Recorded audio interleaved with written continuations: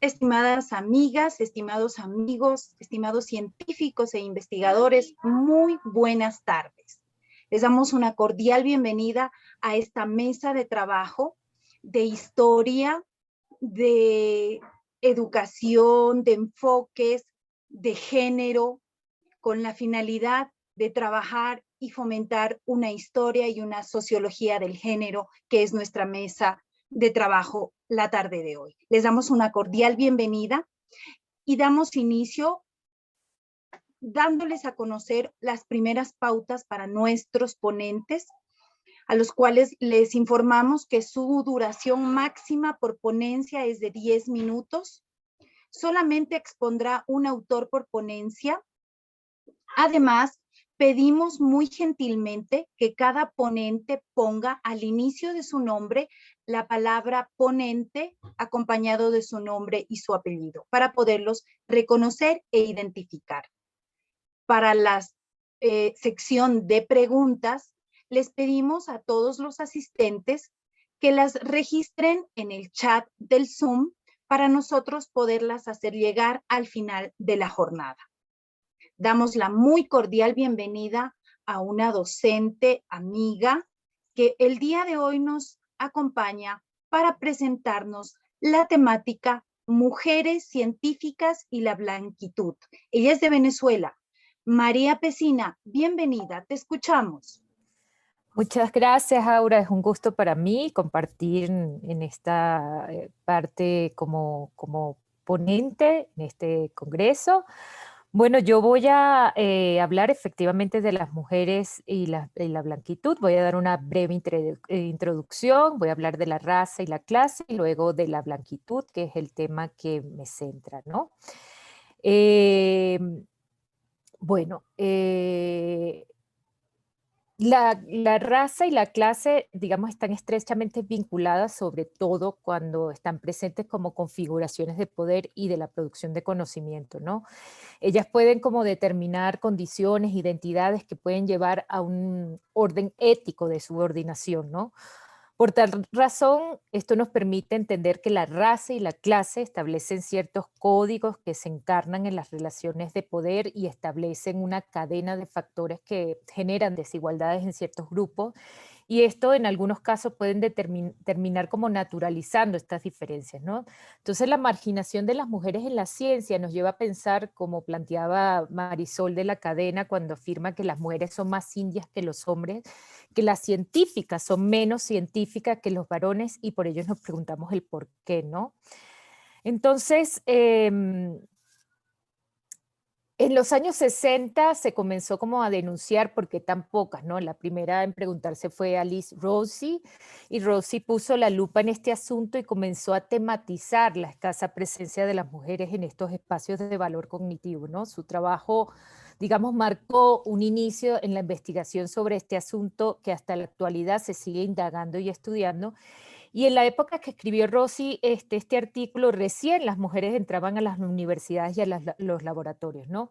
Entonces, normalmente estos espacios eran ocupados por una mayoría de hombres y por lo tanto las normas y las reglas eran diseñados para ellos, ¿no? Entonces, durante la historia, yo digo que la ciencia es una nación blanca producida por un hombre de clase alta, media, europeo, y que la masculinidad hegemónica denota lo que es culturalmente valorada, es decir, esto, ¿no? Estas características. Esto derivó primero a la exclusión de las mujeres gracias a teorías biologicistas y naturalistas que se habían como formulado en torno a ellas y las colocaban como sujetos irracionales, subjetivos y de poca capacidad, ¿no?, cognitiva. Segundo, que una vez abolidas estas teorías de inferioridad en capacidad, el acceso era reducido para las mujeres a los estudios de las carreras científicas, ¿no? Y tercero, una vez formada en estos campos, las mujeres pasaron a ser sujetos pocos reclutados, ¿no?, para hacer investigación científica o para que sus aportes fueran, digamos, invisibilizados, ¿no? Actualmente los datos reflejan que las mujeres insertas y trabajando en las áreas científicas es aún todavía sigue siendo minoría, ¿no? Entonces, el mundo de la ciencia nos lleva a pensar que existe como un ordenamiento de relaciones que interpelan al sujeto productor de conocimiento y lo ubican en espacios determinantes, no por sus capacidades, sino por su género, su clase y su raza, ¿no? Por ello, en estos contextos hay sujetos que apuestan a un blanqueamiento de sus comportamientos y actitudes para encajar en los patrones impuestos por estas jerarquías de género que se imprime dentro de un patriarcado moderno para así poder integrarse sin perder ciertos privilegios y nutrir sus capitales académicos a estos espacios, ¿no? Tipo Bourdieu. Además, el feminismo mostró que lo personal es político, como decía Kate Millett, y en la ciencia mostró también que lo epistémico es político. Por ello nos preguntamos a partir de lo planteado cómo son las experiencias de las mujeres científicas de acuerdo a su clase y su raza en los espacios en que pertenece y desarrollan sus actividades de quehacer científico, ¿no? También queremos como indagar si su raza y su clase les ha permitido permanecer con ciertos privilegios en estos espacios desiguales y discriminatorios, como señalan ciertos estudios de género y ciencia, ¿no? Por ello, estudiar esta relación entre la clase y la raza, considerando que todas juegan un papel importante, digamos, en esa permanencia de las mujeres en estos espacios androcéntricos, ¿no? Entonces, voy a pasar a la otra. Entonces, la clase y la raza interfieren en la naturalización de privilegios como pasa en las relaciones de género, ¿no? También las interacciones A ver, entre la yo no raza, veo a María clase, Pesina, ponente Sonia Rosales, sí, pero perdón, no veo a María Pesina. ¿sí? ¿Aló? Bueno, les decía, creo que hubo una interrupción, les decía que la clase y la raza interfieren en la naturalización de privilegios como pasa en las relaciones de género, ¿no? Y también las interacciones entre la raza, clase y género cuando actúan juntas dan forma de cómo las personas experimentan el mundo y develan los aspectos de la experiencia vivida, ¿no? Entonces, las respuestas de ciertas mujeres científicas que no identifican diferencias ni desigualdades entre sus pares hombres nos lleva a pensar que hay una resistencia por parte de ellas a ser calificada como oprimidas, omitidas o dominadas por estos sistemas androcéntricos, ¿no? Entendido como una ideología dominante, un sistema que establece ciertas normas y discursos que expresan diversas situaciones, realidades históricas de mujeres y hombres dentro de las sociedades como algo normal, ¿no? Hay estudios que permiten evidenciar que hay distintas facetas de neutralización del género en las prácticas y la representación científica de los científicos y de las científicas, ¿no? Sin embargo, hay que tomar en cuenta que las desigualdades de género, raza y clase y sus articulaciones no son universales, evidentemente, como tampoco las lógicas sociales no son similares a las lógicas políticas, por lo que dependen de un contexto social y cultural que cada sujeto experimenta y su relación con estos, ¿no? Entonces, Patricia Hill Collin, sobre el género, raza y clase, lo centra en estas prácticas ideológicas o prácticas discursivas que surgen en el proceso de producción de energía y como históricamente contingentes, ¿no? Que se organiza a través de una matriz de dominación que está relacionada con diversos dominios de poder que pueden ser estructurales, disciplinarios, hegemónicos, interpersonales y además proporcionan un enfoque que se relaciona con el contexto social, económico, político, dentro del cual se organizan las opresiones intersectantes vinculadas con el género, la clase y la raza. Y a esto le sumamos lo que señala Vivero, que la dominación interseccional nos permite entender las posibles dinámicas que se establecen entre las mujeres científicas, su colega, el sistema y la institución en la que se encuentra realizando sus investigaciones y su quehacer científico, ¿no? Por ello, las mujeres estarían como relacionadas con esta matriz de dominación, como plantea Collin, cuando poseen características similares con ese sujeto reconocible, sus posibilidades de pertinencia y reconocimiento pueden ser mejores comparadas a aquellas mujeres que forman parte de las llamadas minorías, ¿no? Y esto se debe a que las mujeres blancas no padecerían, digamos, de marginación ni discriminación porque encarnan la norma misma de la masculinidad, la heteronormatividad o la blanquitud, ¿no? Entonces proponemos desde estos enfoques que puede haber un grupo de mujeres en las ciencias duras con ciertos privilegios de clase y raza que no reconocen con facilidad esos sistemas de dominación y de opresión, y además tampoco cuestionan desde el género la poca presencia de las mujeres en estos campos y su ubicación en los puestos de poder, ¿no? Además, esto nos ayuda a entender, en el caso de las mujeres científicas presentes en los espacios de la actividad científica, que la ciencia es representada como un espacio en el que el sujeto productor de conocimiento se ha relacionado históricamente con ese que ya hemos dicho blanco, masculino, burgués, europeo, etcétera, ¿no? Este escenario estructurado de la ciencia nos lleva también a lo planteado por Kimberly Crenshaw, quien se centra en la superposición de estas categorías de discriminación, ¿no? Y esto ha tenido mucha fuerza porque nos lleva a analizar datos que evidencian que varios ámbitos se reconoce la especificidad de las discriminaciones experimentadas en las mujeres racializadas que han sufrido la invisibilidad interseccional, ¿no?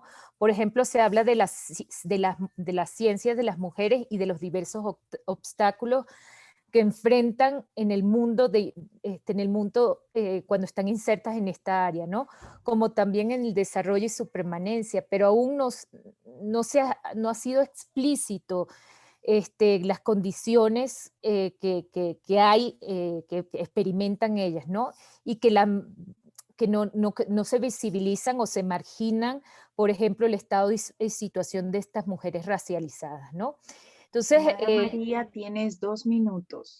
ya termino. Entonces, el poder aún simbólicamente relacionado con la clase y la raza, como también está vinculado con el género, ¿no? Las relaciones concretas de jerarquía existen como resultado del funcionamiento de poder sustentados como en las categorías sociales que naturalizan, colectivizan, esencializan las relaciones sociales y a través de los procesos de inferiorización que se pueden ejemplificar en las situaciones de darle poca importancia al aporte de las mujeres, silenciarlas, ignorarlas o no reconocer sus logros, ¿no?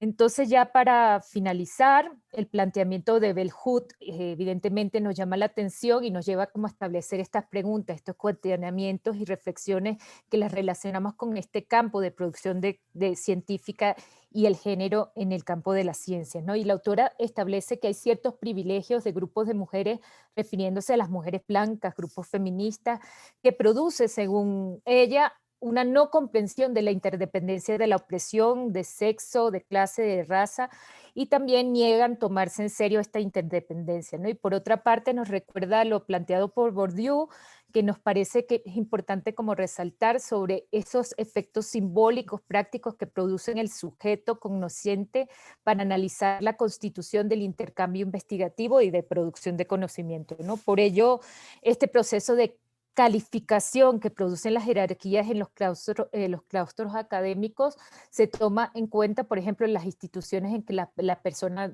se formó, las inversiones en investigación, sus relaciones, donde forma parte del comité, las publicaciones, las indexaciones, premios, etcétera, que son estos métodos reputacionales, ¿no? Que producen ese efecto y capital simbólico y notoriedad intelectual que devendrá en un poder y en el prestigio, y esto puede tener un efecto que constituya un posible pacto en términos de clase y raza, ¿no? Entonces, en pocas palabras, ya para terminar, la segregación y la discriminación producida por esta falta de estos capitales o bien por la ausencia de atributos relacionados con la nación blanca de la ciencia, parece que siempre han sido una regla, ¿no? Todo lo planteado nos sugiere que la raza y la clase afectan directamente la ubicación y el poder que podrían alcanzar mujeres científicas en estos espacios androcéntricos, y por ello, a través de estos capitales estarían desarrollando un proceso como de blanquitud, ¿no? Como parte de las estrategias que pueden estar utilizando para permanecer en estos grupos y tener ciertos prestigios y comodidades ignorando estas dinámicas de desigualdad, ¿no? Entonces, por lo tanto, la blanquitud no es un principio de identidad de orden racial, incluye sin duda por necesidad de coyunturas históricas ciertos rasgos étnicos de la blancura del hombre blanco, como señala Bolívar Echeverría, y justamente aquí nos centramos en el hombre blanco como en el modelo de supremacía en el ámbito público, ¿no? Y por ello una estrategia de vida o de sobrevivencia sería esa blanquitud, como suponemos que sucede en las mujeres científicas y su acoplamiento, pacto implícito en estos ecosistemas de científicos que se centra en un hábitat masculina, ¿no? Entonces, ya, para finalizar, sí, la blanquitud de las mujeres se vincula a una imagen de éxito, acumulación de capital, privilegio, modernidad y refiere a ciertos prestigios que pueden permitir asociarse con sus colegas hombres, ¿no?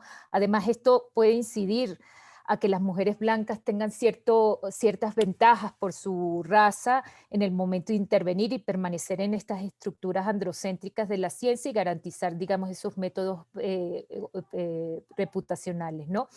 Entonces, así ignoran ellas las desigualdades, las dinámicas discriminatorias de dominación vinculadas a estos grupos relacionados con la clase y raza menos favorecidas históricamente y relacionadas más con la dominación y opresión, ¿no? Poblaciones que han estado encarnadas como marginales, subalternas y que no son occidentales como han sido en nuestra región los indígenas y afro. Es decir, una clase, una raza que pertenecen a esa nación de color y no a esa nación blanca asociada a la ciencia. Entonces, uy, no pasé las diapositivas. Muchas gracias. Gracias a ti, mi estimada María. Definitivamente, Lamento pasarme el tiempo. definitivamente nos enriquecen estas charlas, estas ponencias, porque aprendemos más. Le damos asimismo una cordial bienvenida a Alba Viviana Narváez Coronel. Ella se encuentra ya en nuestra mesa, nos va a hablar del recuento del papel femenino en las diversas épocas y culturas de la historia. Mundo occidental. Le damos la más cordial bienvenida a Alba, ella es ecuatoriana. Albita, las palabras son tuyas, el micrófono es tuyo. Aura, perdón, Miguel Ángel Arias de México, que soy también ponente. ¿Podrías dar el listado de las participaciones? ¿En qué orden vamos a estar presentando? Claro que sí, Gracias. si nosotros vamos a continuar con Alba. Estamos revisando nuestros participantes en el orden de llegada. Si tú Sí. te molestas y miras en la lista de participantes, entonces ya está aquí. Ya le vi. Ay, pero ha Después de vuelto a Alba salir. sería Germán, después sigo yo, después Marta Isabel. Es decir, como está el listado, ¿verdad? No, el listado es Albita, Germán Vargas, Miguel Ángel Arias. Ok, sería yo. Ajá, así Listo. estamos. Gracias. Listo. Gracias. No, estamos para ayudarte. Albita, te escuchamos. Bienvenida, bienvenida. Si nos ayudas compartiendo la pantalla, les recordamos a las personas que nos acompañan en esta tarde que sus inquietudes, sus preguntas, por favor las coloquen en el chat con el nombre del ponente o la ponente para que podamos registrarlas y podamos hacerlas al final de las ponencias. Albita, sin más preámbulos, bienvenida. Buenas tardes. Para mí es un gusto muy grande compartir ¿Podrías alzar la voz a tu computadora porque está muy baja? Ahí me escuchan bien. Un poquito, te escuchamos muy bajito. Sí te escuchamos, pero está muy bajito. Ahí está mejor.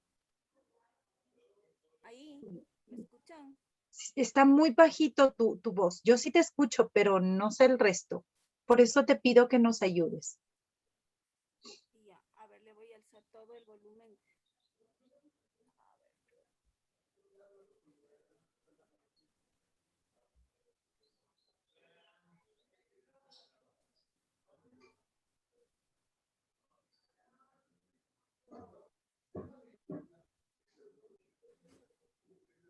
Ahí está bien. Perfecto, está perfecto. Ahora te escuchamos fuerte y claro. Gracias. Ya, bueno, como les decía, reciban todos un saludo. Para mí es un gusto compartir estos espacios con muchas personas de Iberoamérica. Entonces, bueno, como me anunció Aura, yo voy a hablar sobre el papel femenino de las mujeres en distintas épocas y en distintas épocas de la historia y primero de la prehistoria y luego de la prehistoria.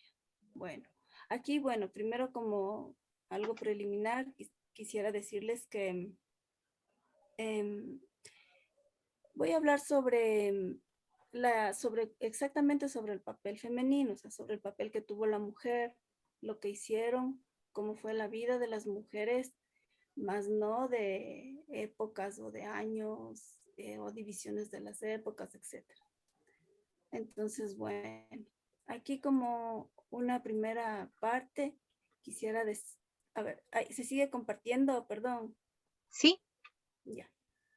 Entonces, como primera parte, quisiera mencionar que en de los millones de años que tiene el planeta Tierra, el ser humano estuvo, perdón, se sigue viendo los dibujos, las sí. diapositivas. Te Ya. invitamos a que presiones la pantalla máxima, que se encuentra en la parte inferior o en la parte superior de tu PowerPoint.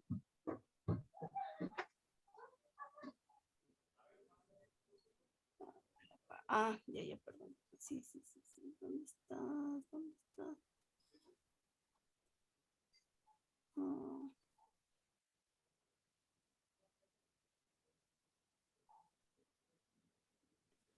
A ver, voy a dejar de compartir un momento ya. Es la parte de abajo, Sí, es en inferior. la parte inferior, sí. Ya. A ver. Compartir. Ya.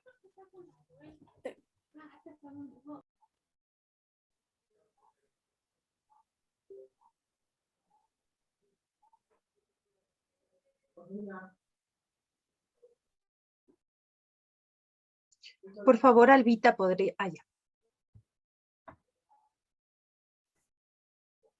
Ya, ahí sí, ahí estamos, ¿verdad? Pero tienes que compartirnos la pantalla, Albita. Ya, ahí sí. Ahí sí, ¿no es cierto? Ahí está completo y todo. Perfecto, está completa.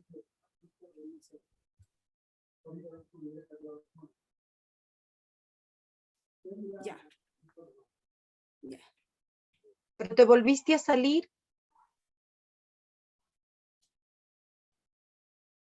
Bueno, entonces, bueno, continuemos ya. Como les decía, voy a hablar sobre el recuento del papel femenino en las diferentes épocas y culturas de la historia del mundo occidental.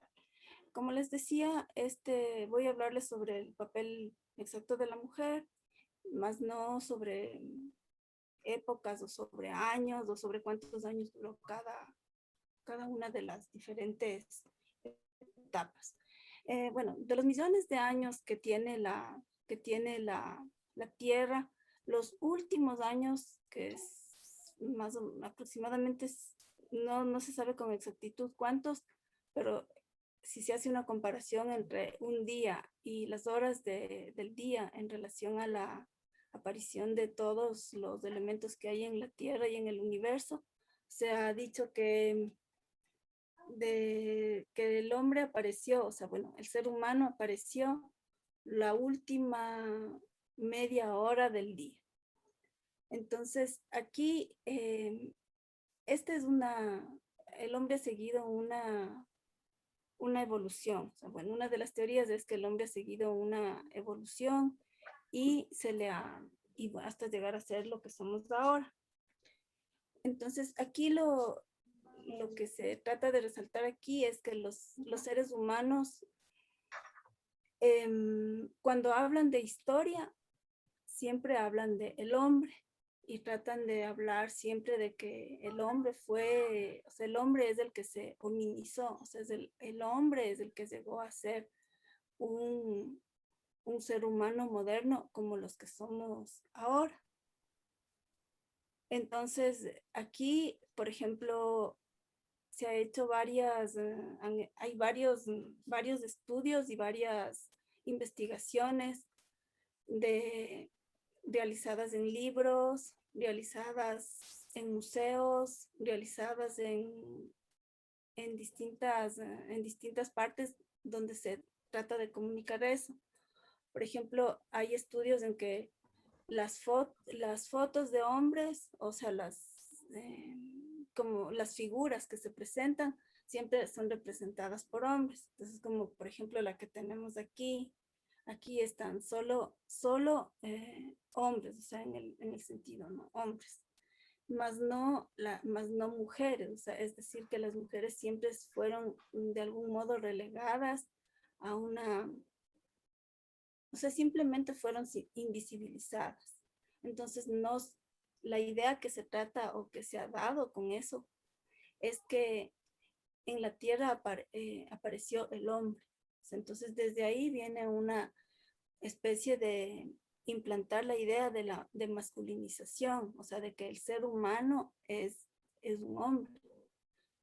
De igual modo, en los libros de historia, igualmente existen existen libros e investigaciones de que existe una investigación de libros de escuela en la que en esta investigación se trató o se descubrió, digamos así, se descubrió que la mayoría tanto el vocabulario, o sea, tanto los textos como las figuras que se escribían, hablaban siempre de hombres. Entonces, no solamente existe una, sino existen también otras investigaciones en las que se hablaban sobre los museos. Se realizó una investigación en 5 museos y esta dio como resultados o los resultados que se obtuvieron y las conclusiones a las que se llegaron indicaron que la mujer siempre estaba representada como dentro de la cabaña o dentro de la cueva o siempre cerca de los niños o haciendo cosas propias de una mujer, o sea, propias de una mujer, o sea, que se quiere tratar de decir que son propias de las mujeres, como por ejemplo agachadas haciendo algo o sentadas o en cuclillas, ¿no? Como en ese tiempo andaba, como en ese tiempo eran las posiciones más, más típicas. ¿Ya? Entonces, con eso se quiere tratar de dar una idea o se quiso tratar de dar la idea de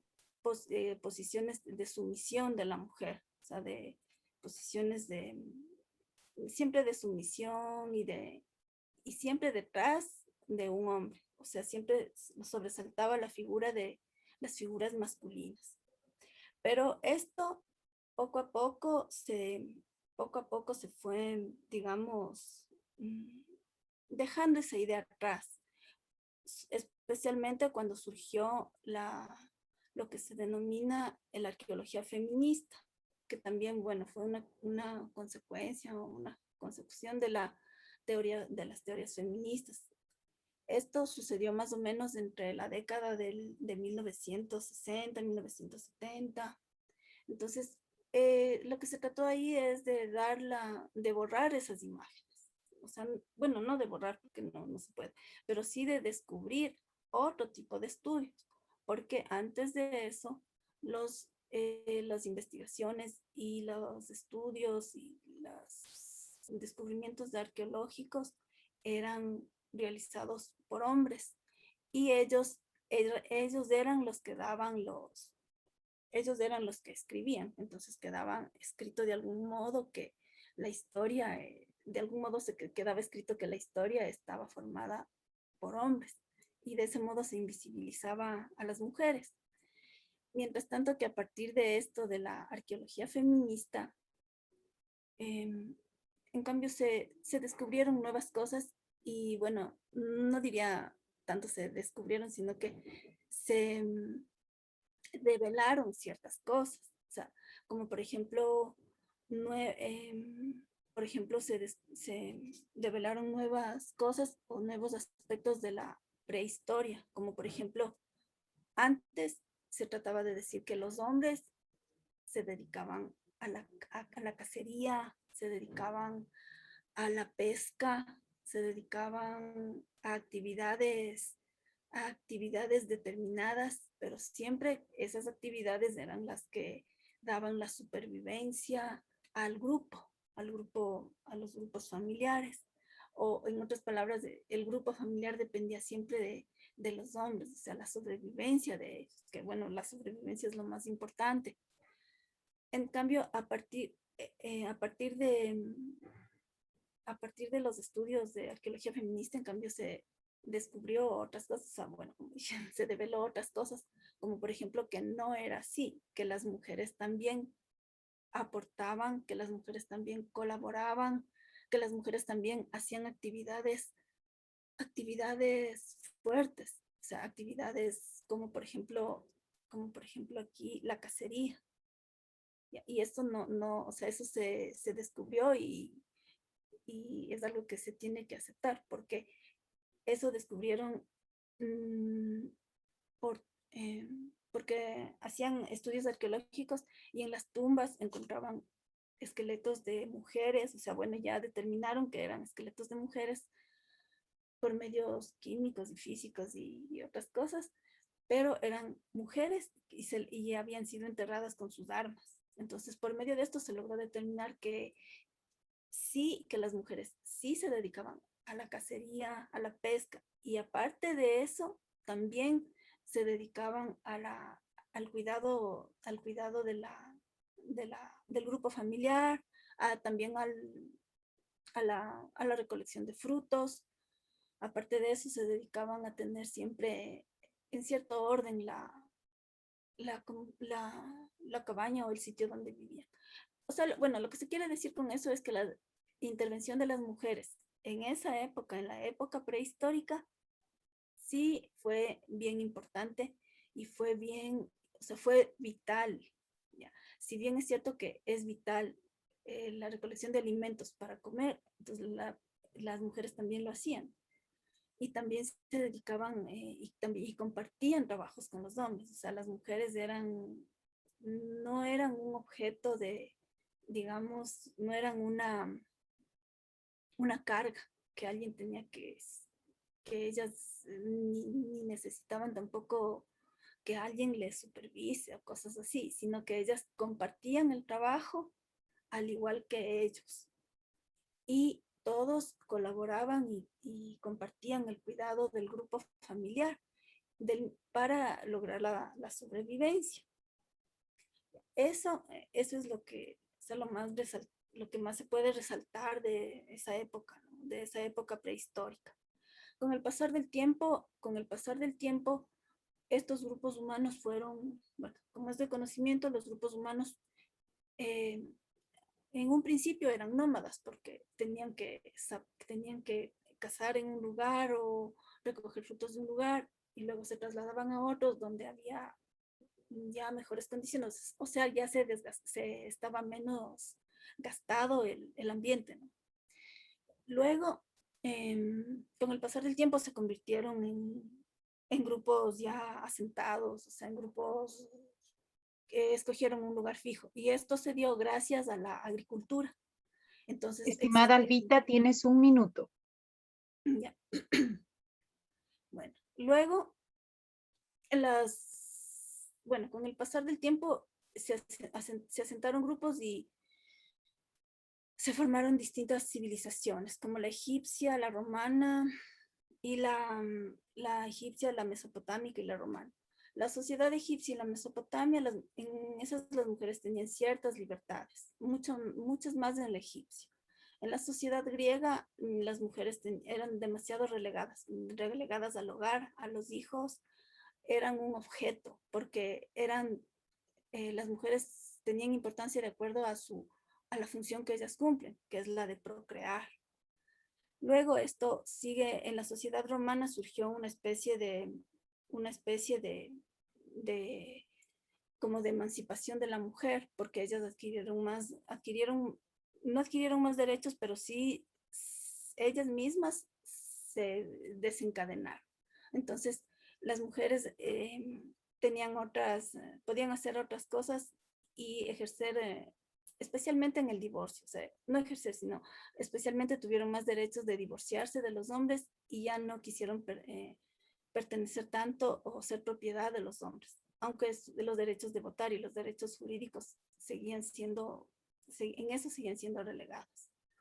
Más tarde, en la Edad Media, en cambio, fue como un retroceso porque las mujeres quedaron relegadas al hogar, o ellas lo que hacían es ingresar a los conventos. Ahí podían estudiar, podían obtener más conocimiento, pero si ellas demostraban el conocimiento,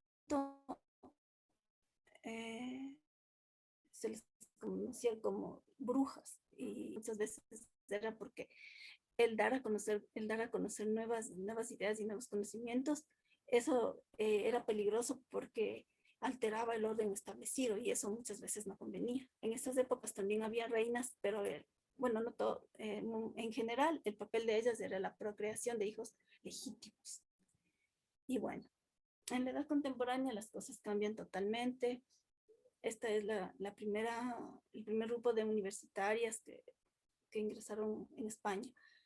En la edad contemporánea las mujeres el papel ya cambia totalmente porque no aportan solamente al hogar, sino que poco a poco van liberándose de lo anterior, ¿no? Y pueden llegar a ser científicas, pero contadas. Y poco a poco, hasta llegar a la edad, a los tiempos actuales, ahora no podemos contar cuántas científicas hay o cuántas mujeres hay, sino que todas tenemos los mismos derechos, todas podemos estudiar.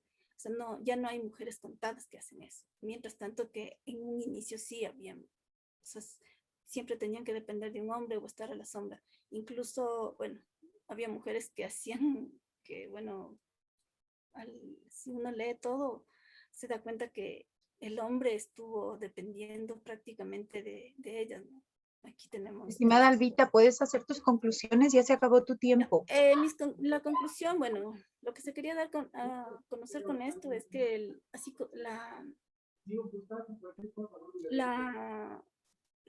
dominio de la mujer es prácticamente, o sea, se podría dar a entender que es algo cultural, o sea, es algo cultural y es algo total, se podría decir incluso que no es algo connatural al humano, no es algo connatural, porque como estamos viendo en el principio, las mujeres eran complementarias al hombre, y en las primeras civilizaciones como en la egipcia eran complementarias, y también se ha comprobado que en sociedades como la sociedad celta también, y bueno, en otras, incluso en las precolombinas, la mujer era complementaria al hombre, más no algo contrario ni algo que a quien se le debe guiar, sino algo complementario. En cambio, al pasar el tiempo, tal vez porque, bueno, no se sabe exactamente por qué, pero la sociedad comenzó a dominarse por los hombres. O sea, el dominio de la mujer es algo cultural, más no algo natural. Gracias, Albita. Gracias, Albita, por tu ponencia muy clara. Les interesó mucho a nuestra audiencia. Tienes muchas felicitaciones, pero tenemos que continuar con nuestro staff de panelistas, dándole una cordial bienvenida a Germán Vargas Callejas, Eva Aguayo Lorenzo y Nélida Lamelas Castellanos. Su ponencia está titulada Una lectura ecofeminista de la percepción de problemas ambientales y respuestas al cambio climático antropogénico en centros educativos de Galicia y República Dominicana. Estimado Germán, te escuchamos. Los micrófonos son tuyos. Bienvenido. Vale, muchas gracias. Mira, solamente una pregunta antes. Voy a compartir una presentación que no encaja con lo estipulado, pero era algo que desarrollamos antes y lo utilizo porque es más colorido, ¿vale? Vale, no hay problema, no hay problema. Vale, vale. Entonces voy allí.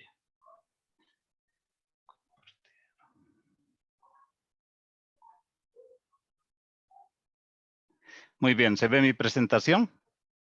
Perfecto. Sí, muy bien. Bueno, buenas tardes. Primeramente quiero agradecer a los organizadores de este evento por darnos esta oportunidad para compartir nuestras ideas. Y lo que vamos a, bueno, también aprovecho para saludar a algunos amigos que están en este justo momento, en este evento también, y paso ya a describir lo que hemos trabajado. Bien, este trabajo titula Una lectura ecofeminista de la percepción de problemas ambientales y respuestas al cambio climático antropogénico en centros educativos de Galicia y República Dominicana. Lo hemos desarrollado entre las profesoras Eva Aguayo Lorenzo, Nelida Lamilas Castellanos y mi persona. ¿Vale?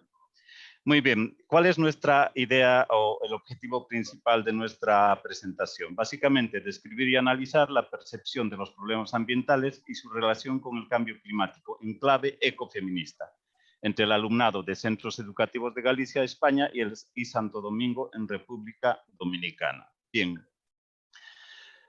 Nos interesa mucho, y sobre todo a mis dos compañeras, esa lectura ecofeminista. ¿Por qué? Porque se precisan nuevos enfoques que integren esa perspectiva de género. Tenemos problemas ambientales, bueno, tenemos un sinfín de problemas.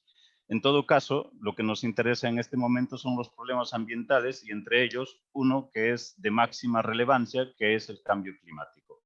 Y las lecturas que se están haciendo en general de los problemas ambientales no integran en su totalidad este enfoque o esta perspectiva de género. A pesar de que las mujeres, según los estudios y todo lo que se va investigando y también la simple observación de la vida cotidiana, como ya ha indicado nuestra anterior ponente, nos están diciendo que las mujeres se preocupan muchísimo más por el cuidado de la vida. Por tanto, nuestras estrategias educativas pueden ser que estén no tan bien direccionadas en cuanto nos orientamos a trabajar con, y sobre todo en el mundo educativo y en el mundo de la economía y en el mundo de la política, con colectivos mayoritariamente de varones o de hombres y no tanto así con mujeres, ¿no? O en muchos casos trabajamos con estos colectivos de mujeres de una forma muchísimo más, como diría, casi voluntarista y de buen corazón, y no con ese sentido reconociendo ese sentido transformador y esa responsabilidad diferenciada que ellas sienten y practican en relación a estos problemas y en relación al trabajo o a las prácticas de los varones. En este sentido, se precisa que la perspectiva ecofeminista y la perspectiva de género estén presentes en la educación ambiental, realmente en toda la educación ambiental. Desde nuestro punto de vista, la educación ambiental, primero, la educación debería de ser siempre ambiental y segundo, la educación ambiental debería de estar transversalmente cruzada por la perspectiva ecofeminista. Nuestro estudio se fundamenta en la aplicación de algo que llamamos el instrumento iconográfico, ¿vale? Desarrollamos este estudio en 4 centros educativos de Galicia y 4 de República Dominicana. El análisis realizado fue de carácter sobre todo cualitativo y también cuantitativo. En este estudio, o en esta presentación, vamos a observar el caso de 2 centros simplemente, 2 centros concertados. Concertado quiere decir compartido entre lo público y lo privado, uno en República Dominicana y otro en Galicia. Este es el instrumento iconográfico. En el instrumento iconográfico se les pide a los estudiantes básicamente que por favor dibujen o esquematicen los problemas ambientales más importantes para ellos. Y aquí nosotros ya podemos observar, por ejemplo, tenemos una respuesta casi de 400 dibujos, ¿no? En los cuales hemos ido identificando por género, es decir, varón, hombre o mujer, y ahí hemos ido haciendo un estudio de lo que expresan a través de estos dibujos tanto los varones como las mujeres. En este sentido, por ejemplo, ustedes visualmente pueden ver elementos que ya nos van a referir, en este caso es un trabajo de una chica, y hay elementos que ya nos van a referir estrictamente al cambio climático, ¿no? Como la quema, la tala, el uso de determinados elementos químicos, la contaminación o la polución que se sucede a nivel urbano, etc. En otros casos aparecen muchísimos coches. Este dibujo es de República Dominicana y aquí aparece una gran cantidad, por ejemplo, de basura, ¿no? Y por el reverso, este instrumento iconográfico tenía lo siguiente, ¿no? Que por favor escribe lo que tú has hecho para solucionar problemas ambientales en tu vida diaria y posteriormente en el centro educativo. Y aquí también aparecen varios elementos como, por ejemplo, para generar soluciones, ahorrar energía que va a ir también directamente conectado con la idea de mitigación, por ejemplo, de lo que sería el cambio climático, ¿no? O advertir a otros sobre la contaminación, ¿no? Y bueno, voy a seguir. Todo este trabajo realizado en dibujos hemos tratado también de elaborar a través de estos datos una construcción estadística, ¿vale? Esta construcción estadística no voy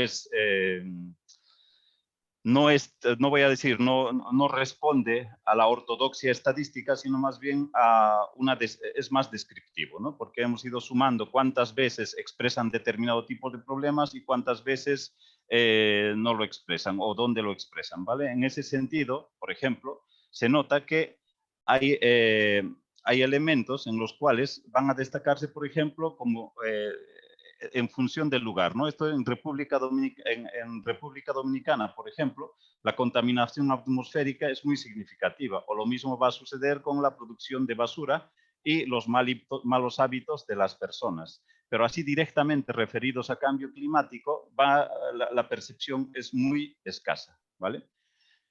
En cambio, en Galicia va a suceder también que las ideas de contaminación atmosférica son muy elevadas y en cambio, el trato que se da o la referencia hacia los hábitos o al cambio de hábitos es escaso. Y por supuesto también es escaso la referencia a los residuos, porque los problemas de residuos no son tan evidentes como sucede, por ejemplo, en República Dominicana. Y en relación a las soluciones es interesante, y posteriormente vuelvo a esto, centrarse en los malos hábitos. Es interesante cómo para mejorar, para transformar problemas ambientales, y en este caso también referidos al cambio climático, hacen referencia a la idea de, primero, eliminar la contaminación atmosférica o limitar esa contaminación, limitar los residuos o la producción de residuos y limitar también limitar o transformar los malos hábitos. Y lo mismo va a suceder no con esa gravedad o con esa significatividad en República Dominicana.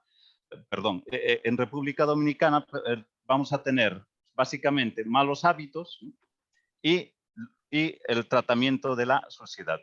Bien, aquí podemos ver de una forma más clara aquellos elementos que hacen referencia al cambio climático, ¿no? Por ejemplo, tala de árboles y quema que libera CO2, el efecto invernadero, derretimiento de polos, CO2, contaminación del ambiente, contaminación atmosférica, etc.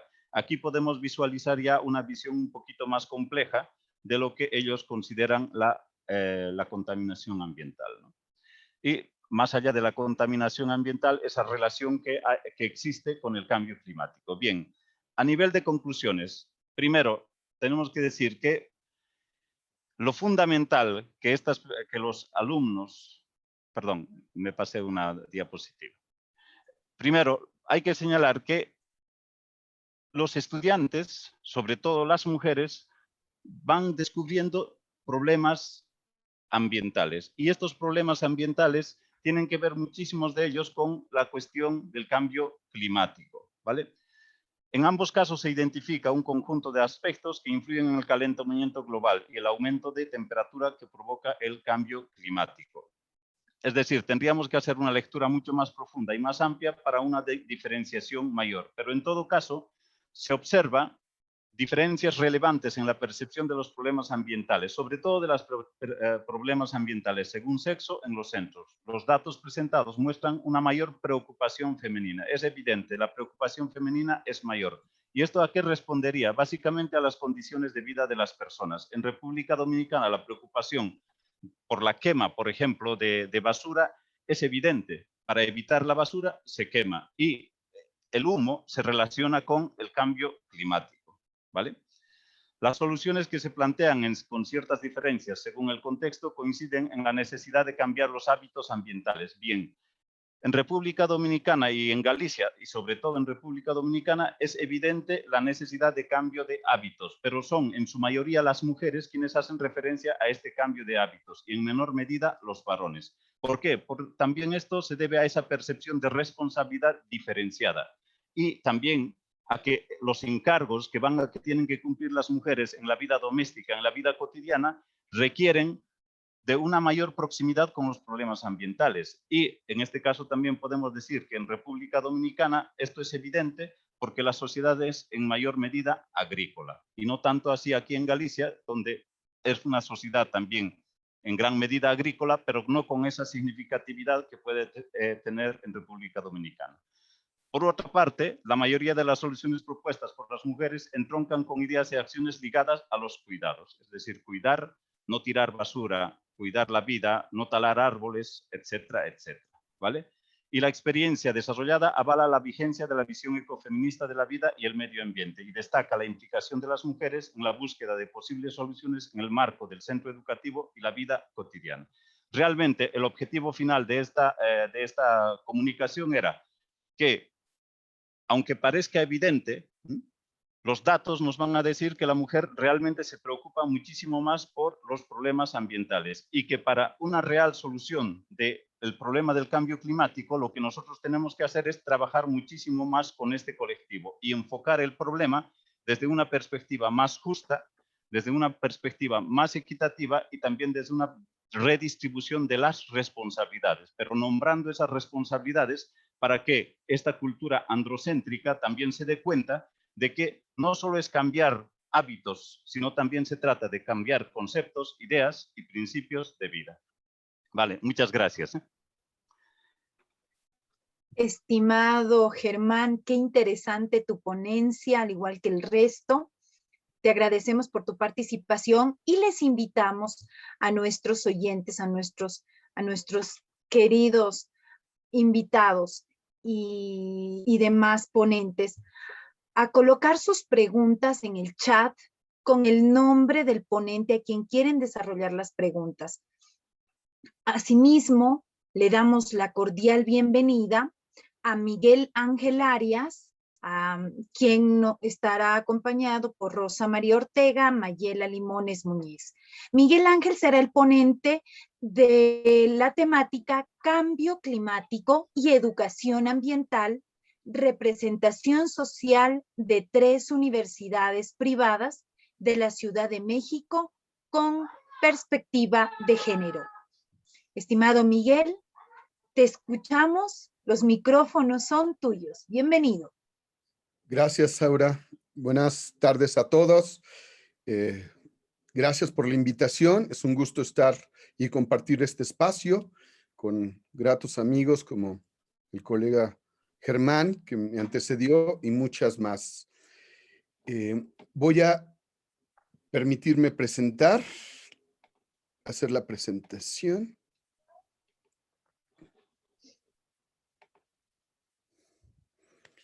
Ya estamos ahí, ¿verdad? Así es. Muy bien. Esta ponencia, buenas tardes nuevamente a todas y todos, es una ponencia producto de una investigación que hicimos en la Universidad Autónoma de la Ciudad de México con mi colega Rosa María Mayela Limones Muñiz. La hemos titulado Cambio Climático y Educación Ambiental, representaciones sociales de 3 universidades privadas de la Ciudad de México con una perspectiva de género. ¿Por qué representaciones sociales y sobre el cambio climático y educación ambiental?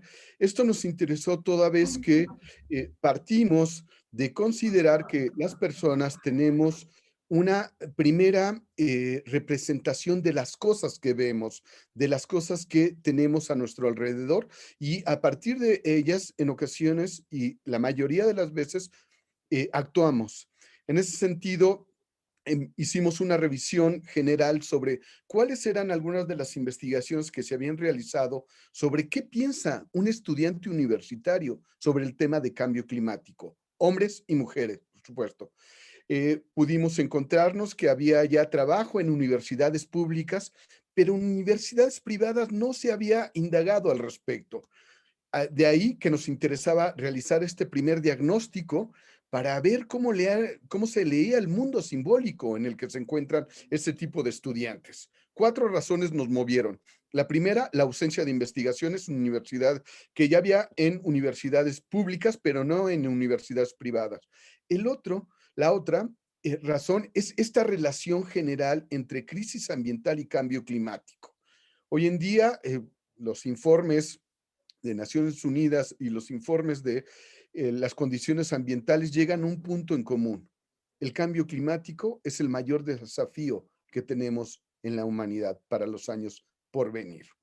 El otro aspecto, nos dimos cuenta que cuando analizábamos los discursos de las universidades o diferentes instancias, hay muchas referencias sobre el tema del cambio climático. Sin embargo, hay una ausencia de proyectos concretos en relación con ello.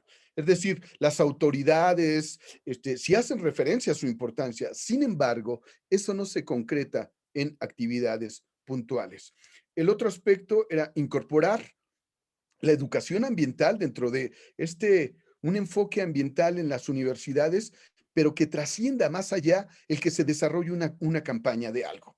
¿Sí? Porque también con demasiada frecuencia cuando hacemos los análisis, las revisiones, nos damos cuenta que o incorporaron una materia, se incorporó una semana de la ecología, se incorporó un aspecto que tiene que ver con alguna problemática ambiental concreta, pero esto se queda a ese nivel.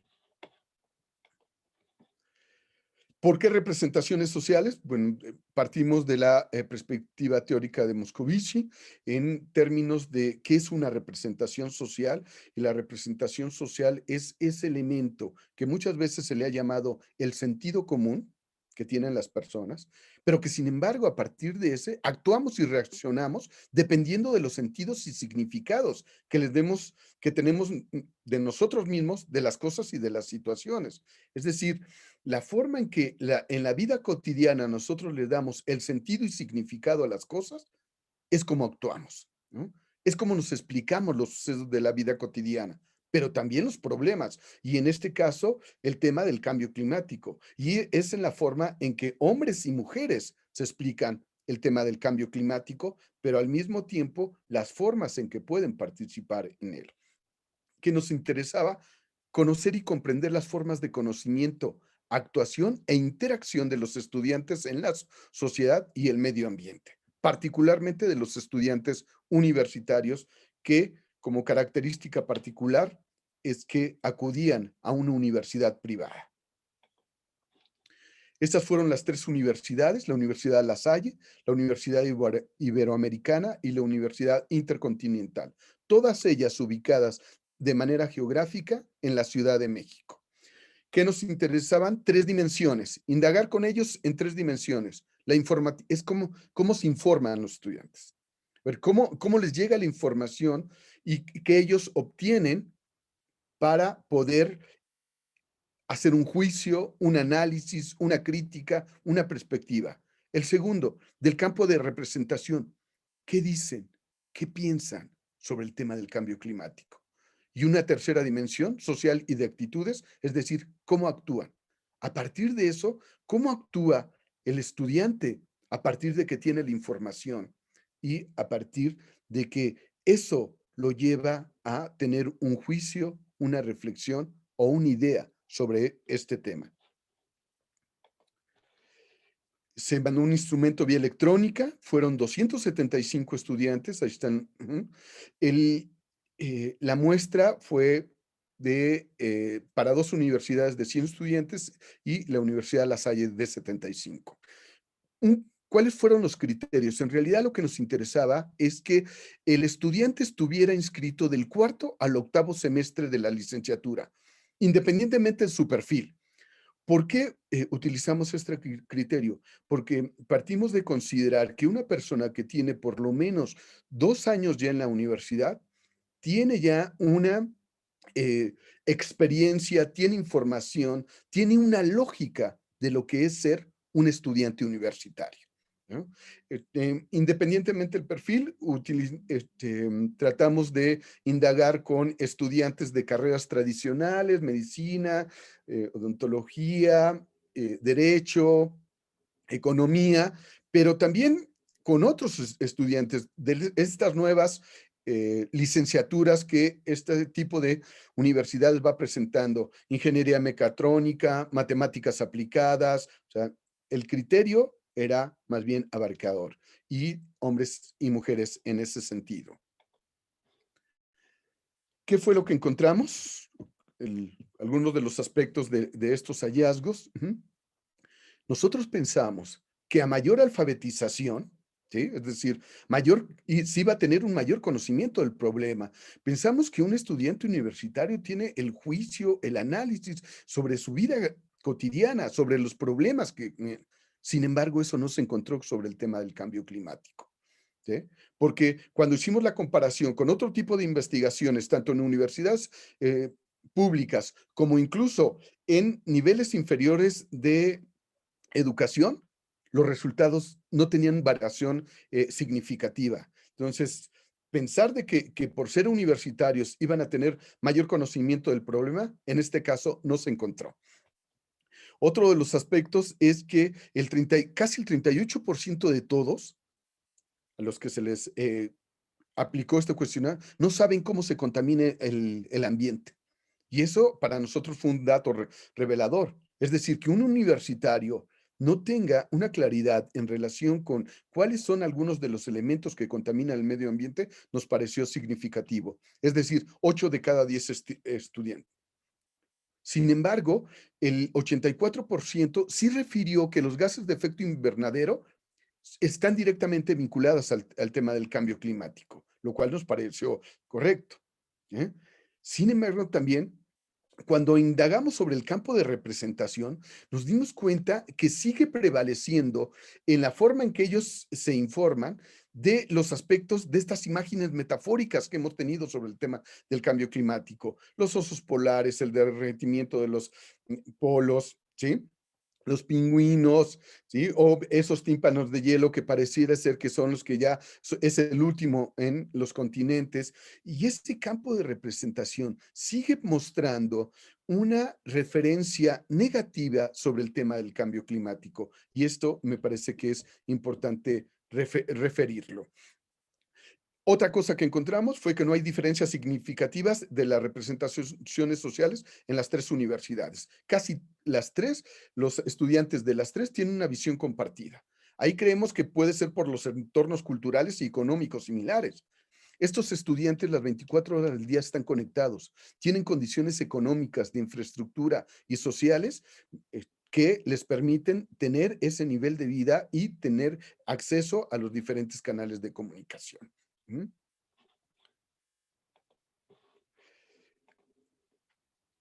¿Qué encontramos también? Que el tema del cambio climático tiene una escasa visibilidad social y ambiental en la vida cotidiana de los estudiantes, ¿sí? Los estudiantes reconocen que tienen información, reconocen que este es un tema complejo y desarticulado. Sin embargo, no perciben las consecuencias, no perciben solo las consecuencias y no las causas del problema, ¿sí? Que cuando se les pregunta qué solución darías para ello, nos pareció importante que dijeran la educación, es decir, concientizar a la población y cambio en los patrones de consumo. Pero al mismo tiempo dijeron que una solución era la tecnología, el uso de fuentes de energías renovables y tecnologías limpias. Pues aquí hay un contraste porque nos hemos dado cuenta que la tecnología también es lo que ha dado paso a este problema de enorme envergadura que es el cambio climático. Este dato Estimado fue... Miguel, tienes un minuto. Cierro. El tema del cambio climático, una de las respuestas que nos dieron fue el cambio climático no me afecta. Y esto sí nos preocupó. Es decir, porque si un estudiante, una persona, no le afecta algo, pues no va a tener interés para hacerlo. El otro aspecto fue cómo casi el 28% dice, no sé qué hacer contra el cambio climático. Hay una confusión y vaguedad de los temas y las acciones sobre el cambio climático, pero también, vean, y esto viene vinculado, hay un escaso análisis y crítica sobre el tema. Para ello es imprescindible que educadores ambientales toquemos el tema del cambio climático, particularmente en estos espacios.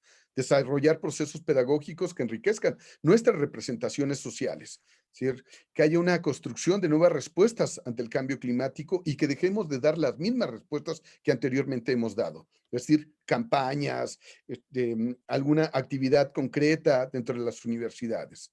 ¿Qué nos interesa con este tipo de evidencia? Que se transformen las ideas, los conocimientos y las actitudes de todos los sujetos, de manera particular de los universitarios.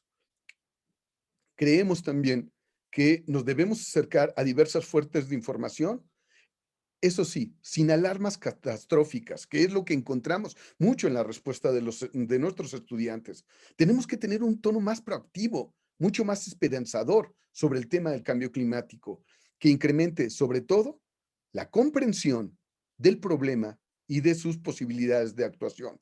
Porque lo que encontramos con hombres y mujeres fue que tenía una escasa posibilidad de actuar sobre el tema del cambio climático y nos preocupa esto porque son estudiantes universitarios que en breve estarán desarrollando prácticas profesionales en su área de conocimiento. Les agradezco. Gracias. Muy buenas tardes. Gracias, Aura. Gracias, Miguel. Igualmente, qué interesante cómo nos estamos enriqueciendo esta tarde con estas ponencias tan brillantes. A continuación, le damos la cordial bienvenida a nuestra siguiente panelista. Solamente estoy ya verificando quién nos acompañó. A nuestra siguiente panelista, Sonia Rosales Romero, con el tema de su ponencia, el discurso sobre género en las actividades de educación y comunicación del cambio climático del Programa de Acción Climática de la Ciudad de México 2014-2020.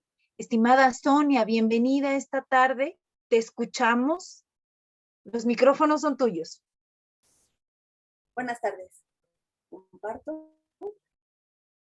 Es todo tuyo.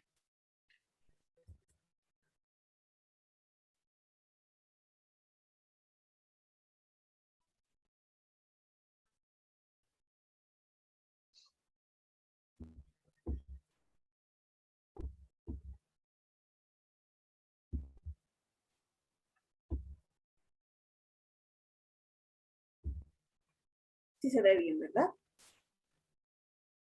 Así es. Bueno, buenas tardes. Antes que nada, también quiero manifestar el gusto por compartir el trabajo de este grupo con grandes amigos y colegas, grandes educadores ambientales. Así es que, bueno, voy a dar inicio. Este trabajo es una investigación que realicé con el doctor Miguel Ángel Arias Ortega en torno al discurso sobre género en las actividades de cambio climático del Programa de Acción Climática en la Ciudad de México. Este es un instrumento de la política de cambio climático gubernamental que consta de 73 acciones. El análisis del discurso se enfocó a 4 categorías: educación y comunicación, adaptación, mitigación y riesgo. Esto derivó en el análisis del discurso dominante de las actividades, es decir, aquellos patrones recurrentes al hablar y escribir, y por supuesto dentro de este discurso dominante encontramos el de la perspectiva de género. También este estudio derivó en el análisis de la congruencia del discurso con aspectos textuales y contextuales. ¿A qué me refiero con esto? A ver si el discurso sobre perspectiva de género que se manejaba en la primera parte del documento, que era una especie de marco teórico, si este discurso estaba vinculado, articulado o era coherente con el diseño de actividades que estaban planteadas en la segunda parte del documento.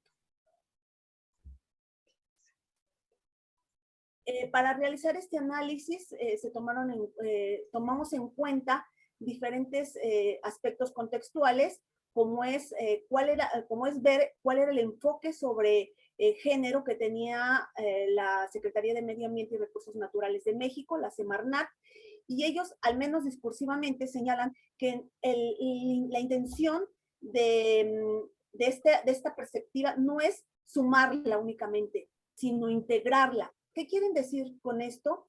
Que lo que se pretende es garantizar que tanto los hombres como las mujeres tengan una participación activa en la planeación, en la definición de objetivos de estas actividades y en la toma de decisiones. Esto para que esta integración no sea únicamente una mención o una adición sin una participación que lleva al empoderamiento de la sociedad.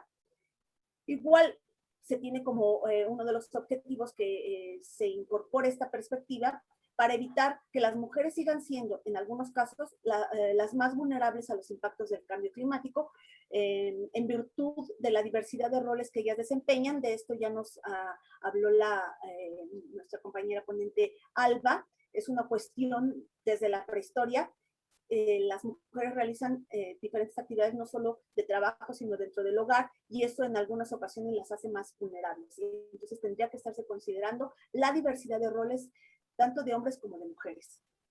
Para este análisis, yo aquí les menciono 2 actividades, aunque en general la mayoría de actividades del programa de acción climática contenía alguna mención sobre la perspectiva de género. Yo aquí les pongo como ejemplo 2 porque son las que nos engloban las características de todas las demás actividades, de cómo se incluyó esta perspectiva en ellas. La primera de las actividades que menciona el programa es la elaboración y publicación de un catálogo de educación ambiental, y dice que incluya criterios de equidad de género. Sin embargo, esta actividad no se llevó a cabo. Y no se llevó a cabo también porque la misma Secretaría de Medio Ambiente señala que una actividad, mientras no sea precisa, es difícil que se lleve a cabo. Entonces, en este caso, no se definió con claridad en qué iba a consistir la inclusión de criterios de equidad de género. Esto conllevaba a que se conocieran o se expresara cuáles eran las condiciones de las mujeres y de los hombres, las condiciones sociales, educativas, laborales y, por supuesto, las condiciones ambientales, su relación con el medio ambiente, para poder establecer principios o indicadores que consideraran prioridades y necesidades de ambos. Entonces, esto, sin embargo, no se precisó, simplemente se menciona elaboración de un catálogo con criterios de equidad de género, sin especificar cómo van a ser esos criterios. Otra de las actividades es la capacitación de mujeres que ejerzan el oficio de plomería. Esta actividad respondía a una acción que hablaba sobre la supresión de fugas de agua para mitigar los impactos del cambio climático. Sin embargo, esta actividad responde más a cuestiones administrativas, a cuestiones institucionales, a la capacitación o a la adaptación a una función, más que a un objetivo de mitigación que tenga una proyección social. Entonces, esto nos indica que la inclusión de las mujeres dentro de esta acción es únicamente simulada, porque en realidad no es coherente con los objetivos del programa. No hay una proyección social, simplemente se dice que se va a capacitar a las mujeres en un oficio de la plomería. Obviamente,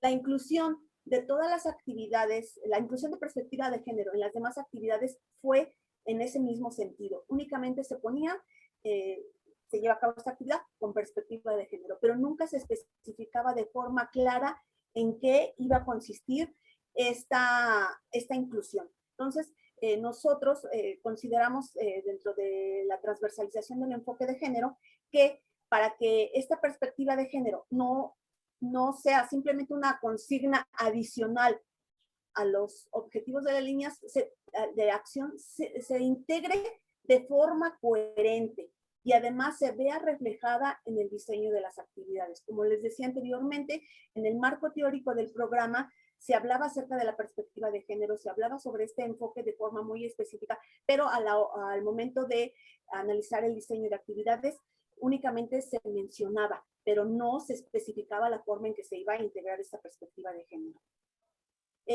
Las acciones con perspectiva de género no tienen que, tampoco esto implica que tengan que incorporarse a la fuerza. Se debe tratar de detectar cuál es su vinculación con las acciones y las necesidades de la población objetivo.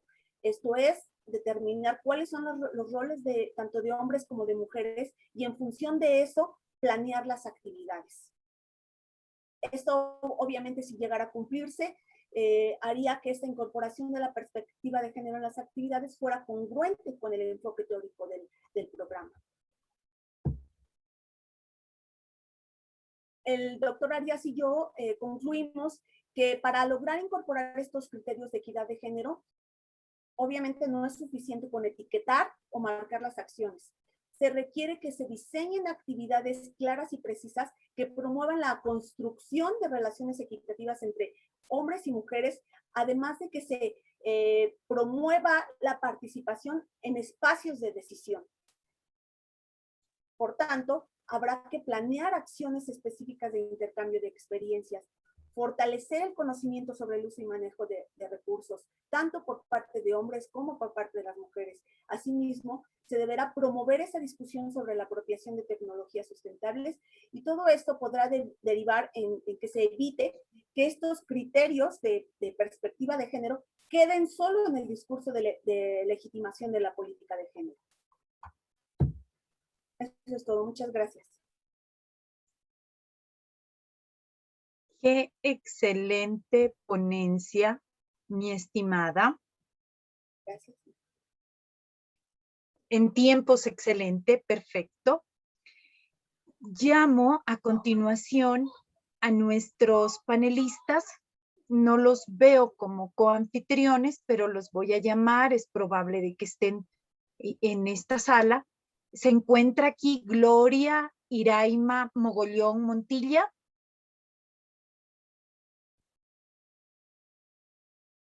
Marta Isabel Amado Piñeros. Y tal vez Andrea Lourdes López Vélez. Ahora no están con ese nombre, pero si se encuentran aquí o alguien que los va a reemplazar, pues por favor, en reacciones nos pueden alzar la mano y así sabré y les podré dar la palabra. Porque Perfecto. con el nombre que estamos en la agenda no les encuentro. No puedo dejar de... Ya dejé de compartir, perdón. No, es que creo que no puedo... Ah, ya. Gracias. Ok. Estimados ponentes, estimados asistentes, qué gusto, qué grato es escucharles y aprender de ustedes. Ahora vamos a iniciar nuestra rueda de preguntas con la finalidad de que cada una de las intervenciones que ustedes en esta noche nos han participado, tengamos un feedback para que podamos trabajar en relación a la retroalimentación de ciertas preguntas que tenemos para ustedes. Estimada María Pesina, tenemos una pregunta para ti. Mira, dice, ¿cómo ves esto de la blanquitud en las zonas rurales? Te escuchamos, María. Muchísimas gracias. Aprovecho también para felicitar a todos las expositores. Realmente ha sido una mesa increíble. Me ha gustado mucho estar aquí y escucharlos. Bueno, sobre la pregunta, en realidad creo que esa blanquitud en las zonas rurales sucede mucho, ¿no? Porque tenemos como referencia de la modernidad y de este tema de la acumulación capital, digamos, ha derivado a que ciertas personas quieran tener un estilo de vida, ¿no? Entonces, entra en ese proceso de blanquitud, como mencionaría Bolívar Echeverría, que es un poco acoplarse a esas dinámicas de este sistema capitalista para devenir en un sujeto, digamos, validado, ¿no? Que es lo que también pasaría en el conocimiento de las mujeres científicas. Hay un trabajo de Mara Viveros, que habla un poco también de ese devenir de la blanquitud en barrios populares de Bogotá, de clase baja y media, donde se ve que ciertos accesos a ciertos servicios, a cierta tecnología, construyen una identidad, digamos, que hace que exista como competencias o como un valor agregado a estos sujetos con respecto a sus comunidades, respecto a sus redes, ¿no?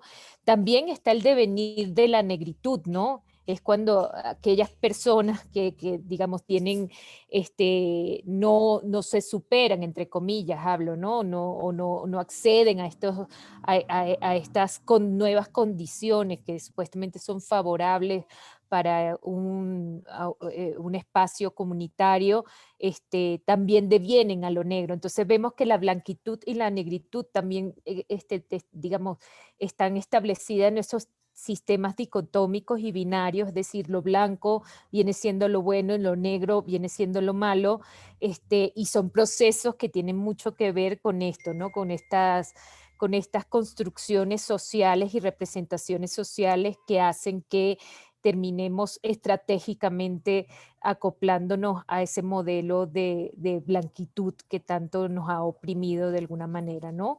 Eso es lo que podría contestar. No sé si contesté la pregunta. Gracias. Muy bien, María, qué interesante tus acotaciones que nos dejan más clara la visión. Ahora es interesante saber también la siguiente pregunta que nos hacen es solamente para María Pesina. Nos preguntan, ¿adscribe alguna corriente epistemológica feminista de la ciencia en su análisis? Sí, yo en realidad ahora estoy estudiando mucho el tema de las élites, ¿no? Pero estoy desconstruyendo, digamos, las teorías feministas en el sentido que estoy orientándome más a las visiones decoloniales.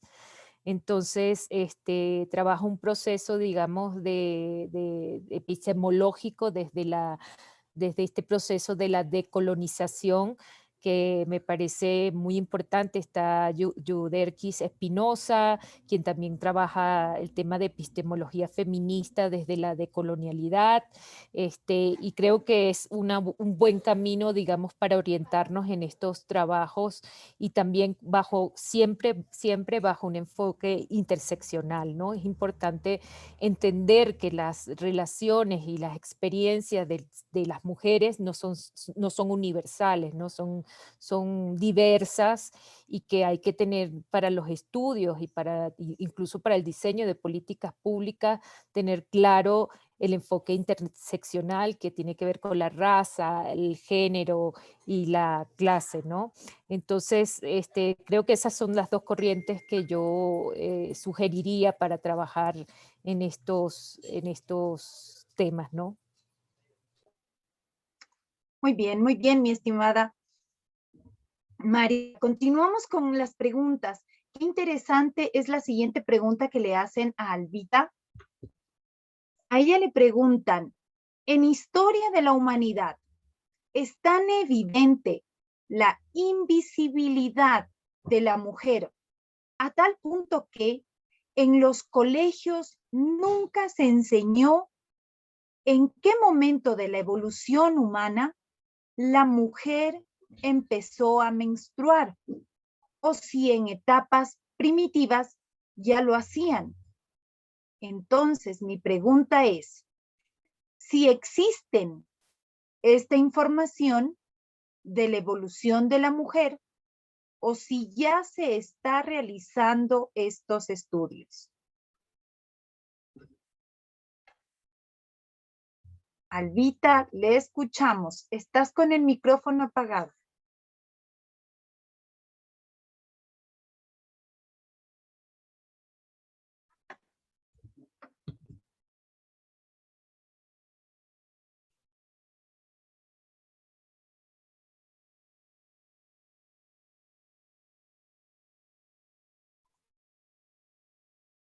Albita, sigues con el micrófono apagado. Ya, Ahí sí, sí, ya. perfecta. Sí, no, me salía, no te permite. Bueno, a ver, sobre la menstruación, bueno, primero que no se ha tomado en cuenta la evolución, como yo decía, no, la evolución del humano, pero no hay, debe haber eso tal vez en estudios ginecológicos o en estudios de medicina, pero como estudios generales de la evolución humana, no hay cuando la mujer, o sea, la mujer comenzó a menstruar cuando apareció sobre la tierra, ¿no?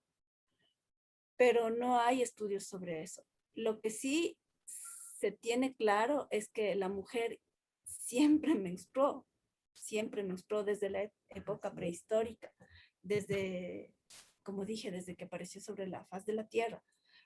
Lo que sí se tiene claro y lo que sí se resalta, bueno, de algún modo, digamos así, se resalta, es que cuando una mujer estaba menstruando, los hombres y todas las personas que estaban alrededor de ella, incluso mujeres mismas, se alejaban de ella, porque se consideraba la menstruación como algo, o sea, como una, digamos, como un proceso impuro o como algo impuro que sucedía en esos momentos. Incluso se consideraba que el hecho de estar en ese periodo podía transmitirles enfermedades a los del alrededor. Entonces, eso era en la prehistoria. Mientras tanto que, y lo mismo en algunas etapas antiguas, pero por ejemplo en la sociedad egipcia, ellos, los egipcios como civilización, ya bueno, digámoslo así, ¿no? Descubrieron, o la naturaleza o el ambiente ya les develó muchas cosas. Entonces, bueno, aquí quiero hacer un paréntesis. Por ejemplo, la penicilina. Ellos cuando tenían infecciones o cuando sufrían alguna infección, el médico, porque ahí habían médicos, les decía que se coman el pan podrido. O sea, el pan podrido tiene hongos y como sabemos la penicilina es proveniente de un hongo. Entonces, los egipcios sí relacionaban la menstruación con el hecho del nacimiento, o sea, de la fertilidad. Mientras tanto que ya luego es, y como yo dije antes, no se sabe qué sería de hacer estudios súper profundos para ver en qué momento la mujer pasó a ser un ser inferior. Entonces, por ejemplo, en la antigua Grecia sucedía lo mismo. El momento que la mujer menstruaba, también se le consideraba como algo impuro, o sea, se le hacía a un lado e incluso se le permitía al hombre que esos días no asista al trabajo.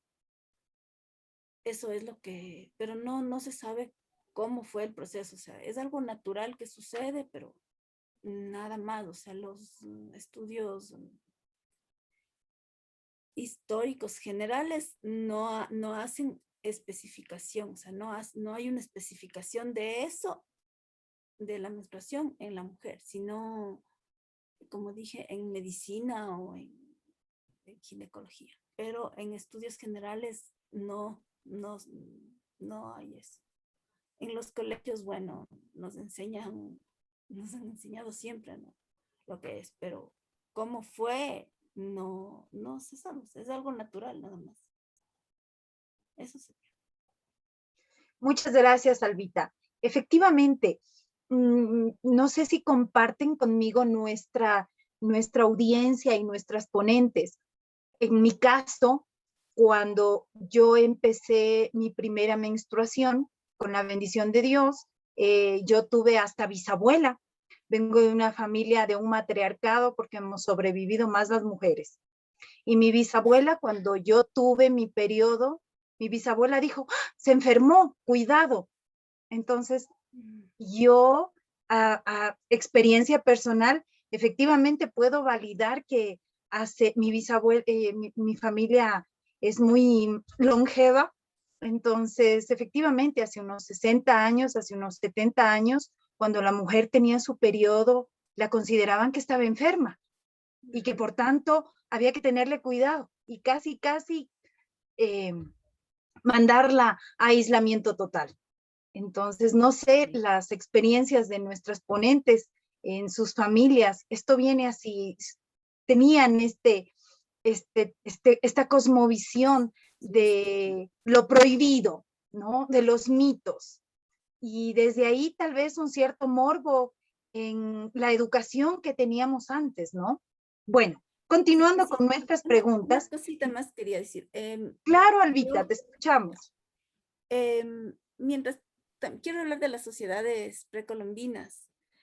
Alguna vez, yo conocí una chica que era del Oriente y ella lo que nos contaba es que, bueno, después también yo corroboré y lo supe, es que las mujeres cuando están en ese periodo, e incluso en periodos en tiempos no tan antiguos, ya, las mujeres que del Oriente, o sea, me refiero a las aborígenes, ellas lo que hacían es irse, ellas mismas se iban o sea, vivían todos en la ciudad, ya, en las partes ya pobladas, pero lo que hacían ellas es irse y se escondían, o sea, mi amiga decía, en el monte, o sea, ellas lo que hacían es ir y esconderse en sitios alejados, o sea, en la selva, así, para que nadie les vea ni esté cerca de ellas, mientras estaban en ese periodo. Entonces, no sé si le relacionaban con la maternidad. Yo pienso que, o sea, sí deben haberle relacionado con la maternidad, pero eso es lo que yo sabía. O sea, es algo como,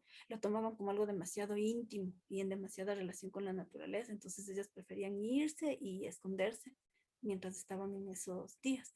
Y también, además, es algo que en ese tiempo produce dolor y eso da para, o sea, es como da la pauta para decir que, o sea, sí es por las hormonas, pero también les permite de algún modo a los hombres decir que una mujer puede comportarse de un modo u otro por eso, por las hormonas. Incluso había en épocas pasadas, igual en otras civilizaciones, que les mandaban a las mujeres a donde un psiquiatra en los momentos que estaban así, porque supuestamente tenían desórdenes tal vez psicológicos en esos días, pero no sé, o sea, son cosas naturales, ¿no? Y también a lo que quiero llegar es a que puede ser un pretexto de los hombres para también minimizar la independencia de la mujer.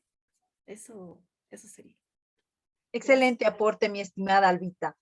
Estimados asistentes, estimados ponentes, les invitamos, por favor, a revisar en el chat el link que nuestro equipo staff está brindándonos para que registremos la asistencia.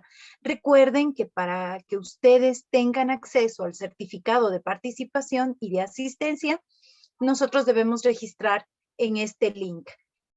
Recuerden que tenemos que ingresar con nuestro usuario a la página del evento y luego poder registrar nuestra asistencia. Dicho esto, pasamos a las preguntas. Hay preguntas que están dirigidas para Miguel Ángel. Miguel Ángel, mira lo que preguntan aquí.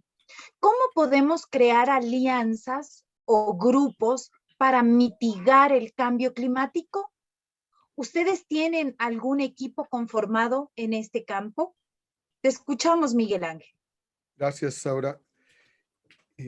Sí, bueno, como lo comentaba, yo pertenezco a la Universidad Autónoma de la Ciudad de México y en esa universidad está el posgrado en Educación Ambiental, que tenemos vinculación con otros equipos que también están interesados en la temática, de manera particular con universidades como la de Guadalajara, que es otro estado de México, o la Universidad Pedagógica Nacional. Ahí, digamos, tenemos una sinergia que nos permite desarrollar una serie de actividades donde se abordan el tema en lo particular del cambio climático. Y bueno, pues sí, dejaré están mis datos de mis coordenadas para poder entablar esta comunicación con alguien si se quiere inscribir en ello, y poder tener un intercambio sería fabuloso, porque creo que eso nos puede enriquecer a ambos.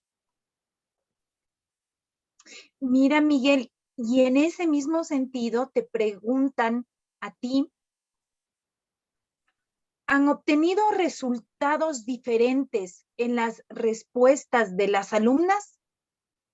¿Qué aportación consideran que el ecofeminismo puede implicar en la educación ambiental? Okay. Gracias, gracias por la pregunta de Eva y el comentario de Rosana Pucheta. Y con respecto a lo que me pregunta Eva, que si hemos obtenido resultados diferentes respecto a las alumnas. No, en la medida que hicimos la investigación con alumnos en lo general. Sin embargo, el mayor índice de respuesta lo tuvieron las mujeres. Es decir, tuvimos 57% de mujeres que participaron en esta investigación, con el 43% de los hombres. Dado que el objetivo general era conocer las representaciones sociales de profesionistas universitarios. Por supuesto que esto sería otra parte de la investigación, otro momento de la investigación, donde nosotros analicemos de manera concreta a las estudiantes. Sin embargo, en una investigación que se hizo con egresados de educación ambiental, de manera concreta con egresadas de educación ambiental, el tema del cambio climático seguía teniendo una débil presencia en ellas, porque ahí sí se trabajó con puras mujeres.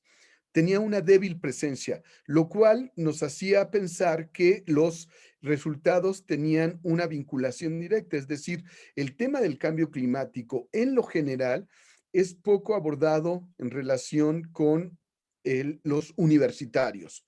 De ahí que, como les señalaba en la presentación, nosotros asumíamos que a partir de que una persona tiene un mayor nivel de estudios, iba a tener mayor juicio, análisis sobre un tema central como el cambio climático. Sin embargo, eso no lo encontramos, ¿no? A mayor alfabetización pensamos que íbamos a tener respuestas mucho más elaboradas, mucho más acordes con los desafíos que tiene el cambio climático con nosotros y de manera concreta con los profesionistas, pero no lo encontramos. Su segunda pregunta de qué aportaciones considera para que el ecofeminismo puede aplicar en la educación ambiental.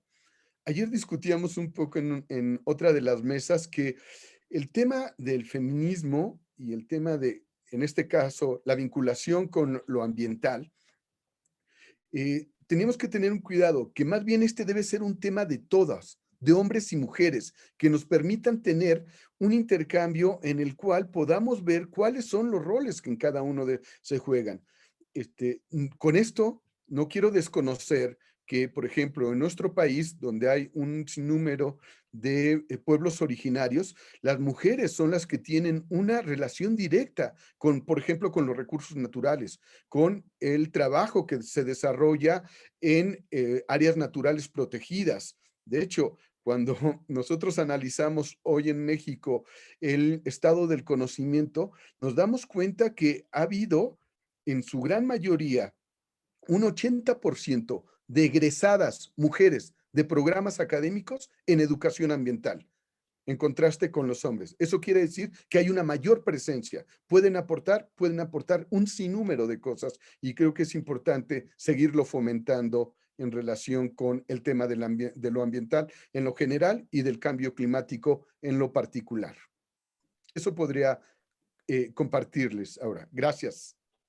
Gracias, estimados ponentes. Qué buen sabor de boca que tenemos al haberlos escuchado con las temáticas tan interesantes que nos han presentado en esta tarde. Les invito para que cada uno de ustedes, como nuestros ponentes, como nuestros expositores, a manera general de toda la temática que se ha tratado en esta mesa, nos ayuden con una conclusión. Les vamos a regalar 3 minutitos a cada uno y les voy a dar el orden de participación para que todos podamos intervenir y podamos cerrar con broche de oro nuestra charla, podamos terminar con broche de oro esta mesa dinámica, esta mesa de conocimiento y de aprendizaje.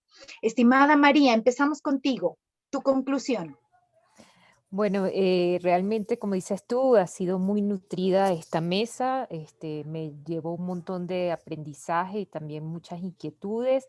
Creo que es muy importante también mirar la historia, un poco como también decía, creo que la ponente Alba, con mirada de género, ¿no? Ahí le ponía que hay un trabajo o varios trabajos de Margarita Romero de España, donde un poco visibiliza, ¿no? La presencia de las mujeres en estos procesos históricos que fue vilmente invisibilizada, ¿no? Eso es uno de las conclusiones que me llevo. También me parece que el trabajo de Miguel es muy importante porque siempre consideramos que entre mayor grado de estudio y de conocimiento somos más conscientes, ¿no?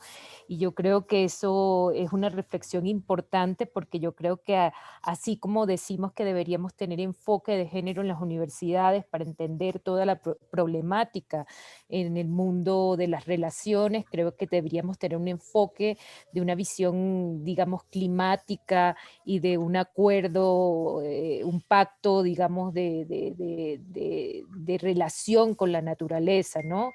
Eso me parece que las cifras, los datos que aporta Miguel son alarmantes y que son preocupantes porque en realidad estamos hablando del futuro. Creemos que entre más joven, más conscientes son, ¿no? Yo tengo 2 hijos y siempre yo siempre he sentido que esta nueva generación es una generación feminista, una generación ecológica, pero creo, porque bueno, mis hijos siempre me dicen, no, cierra el agua o apaga la luz, que el planeta se acaba. Entonces, son cosas que yo a la edad de ellos no era consciente, ¿no? Porque vivíamos un boom petrolero donde, digamos, esa acumulación de capital, de recursos, era como obvia, y ahora vemos que todo eso está en caída libre, que estamos haciéndole un daño increíble al ambiente, y es preocupante lo que señala Miguel, que la gente, los estudiantes de las universidades privadas, de estas universidades que hicieron ellos esos estudios, pues no tienen esa conciencia que nosotros supondríamos que tienen, ¿no? Es un poco esa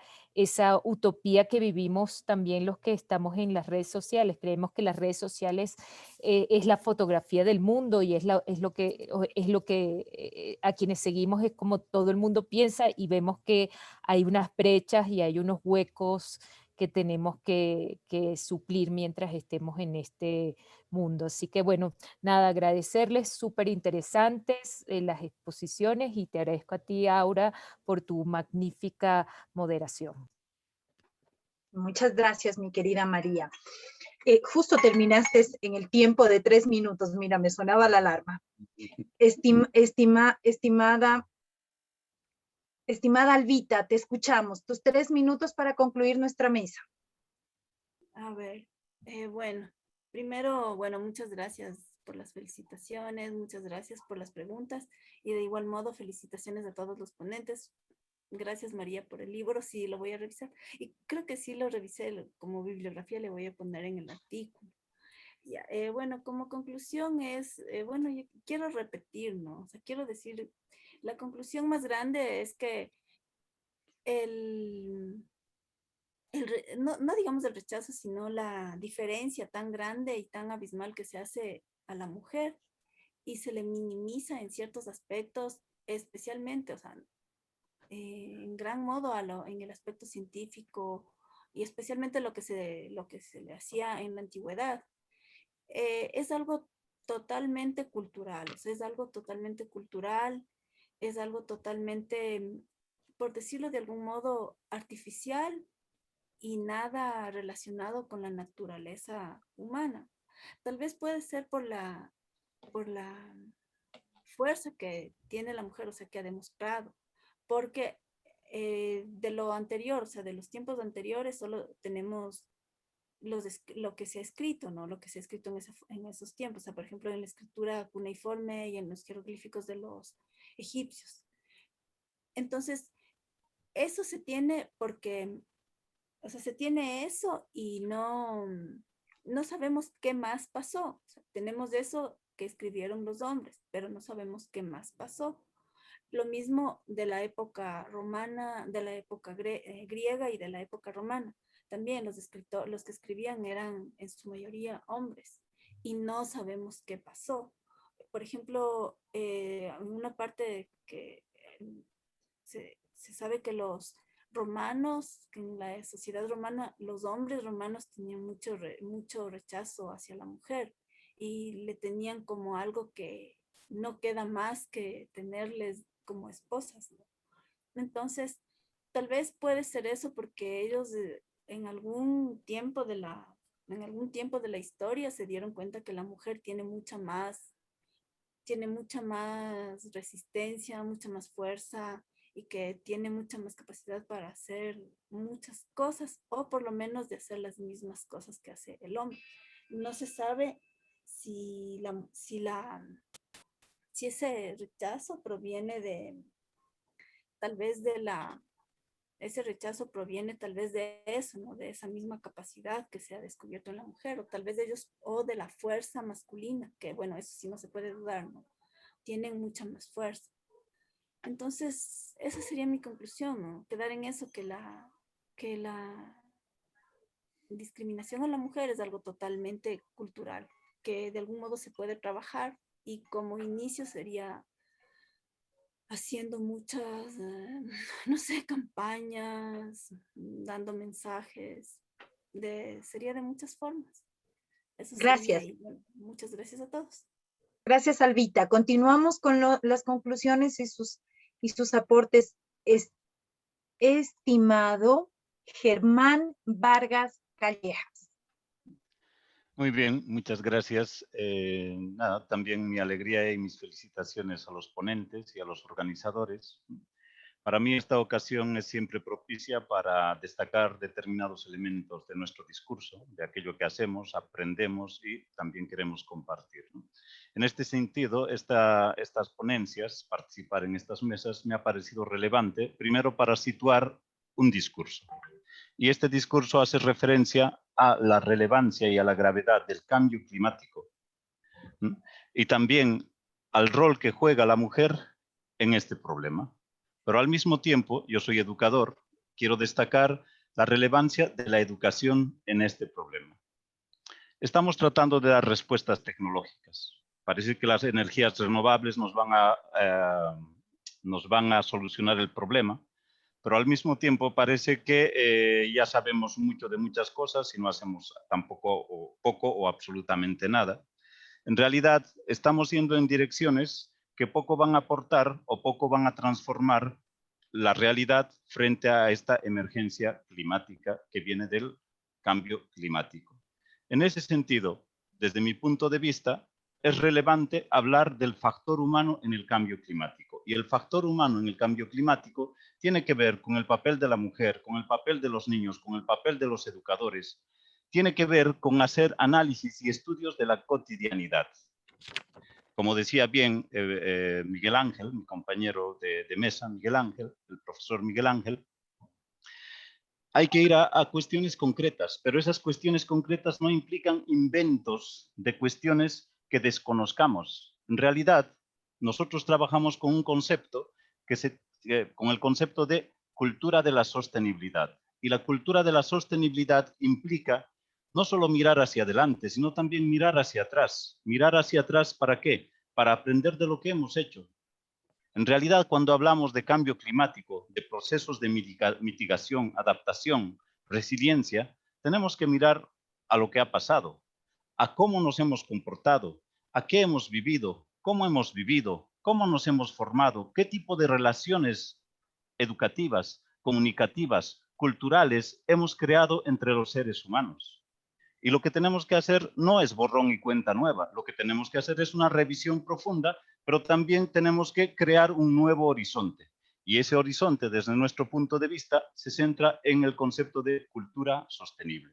Cultura sostenible que en palabras sencillas se podría entender como ecodependencia, ecofeminismo, interdependencia, responsabilidad, es decir, educar en la responsabilidad, pensar en los límites de la naturaleza, pensar en las capacidades de la naturaleza y sobre todo llegar a pensar que nosotros somos capaces de cambiar. Pero ese cambio no es una construcción puntual, ese cambio tiene que ser una construcción cotidiana, una construcción de la vida. En ese sentido, una construcción de una nueva cultura. Una nueva cultura que también tiene fundamentos, debe tener nuevos fundamentos políticos, nuevos fundamentos económicos. Y esa es la perspectiva que me gusta o que me gustaría situar en el marco general de todas estas mesas o de esta discusión. Que realmente no estamos hablando de algo trivial.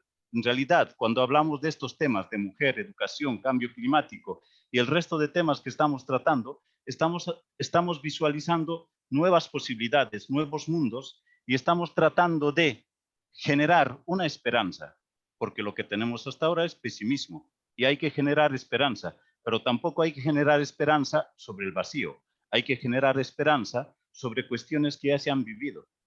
Y una cuestión tan sencilla como esta.